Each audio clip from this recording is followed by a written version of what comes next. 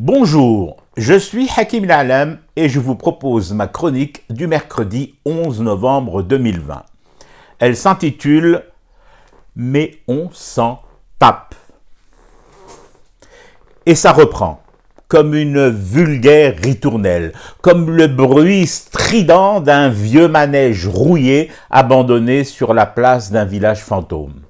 Sauf que le village des Édis n'est pas un lieu-dit fantôme. Nous y sommes, nous y vivons. Et nos oreilles n'en peuvent plus de ce bruit atroce qui vrille nos tympans et les acouphène de manière chronique. Tendez encore l'oreille. D'ailleurs, même pas besoin de l'étendre, vos pavillons. Le grincement arrive à vous sans que vous n'ayez rien demandé. Le président Tebboune a reçu un message de prompt rétablissement de son Excellence le chef de l'État Flen. Encore ? Le président Tebboune a été destinataire d'une lettre du roi de la contrée Flenlia qui lui souhaite une meilleure santé et une guérison complète. Encore ? Non, hein ? Je pense que ça suffit comme ça.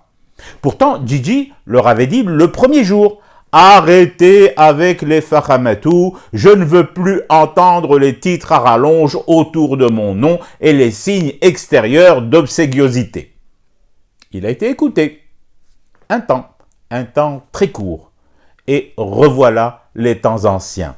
Ils reprennent leur quartier dans nos télés et notre exaspération franche. Mon Dieu!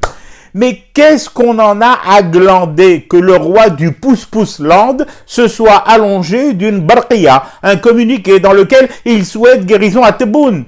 Pourquoi voulez-vous nous faire lire son courrier? C'est personnel le courrier, non?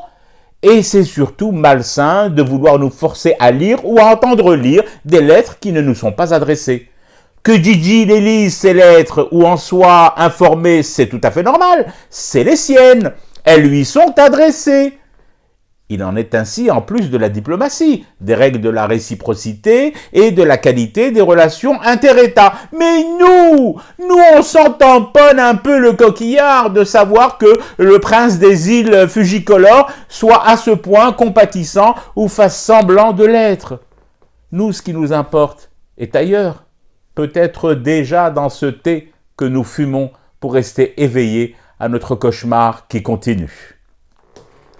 C'était Hakim L'Alam, je vous retrouve demain pour une autre chronique et une autre façon de dire son amour à l'Algérie.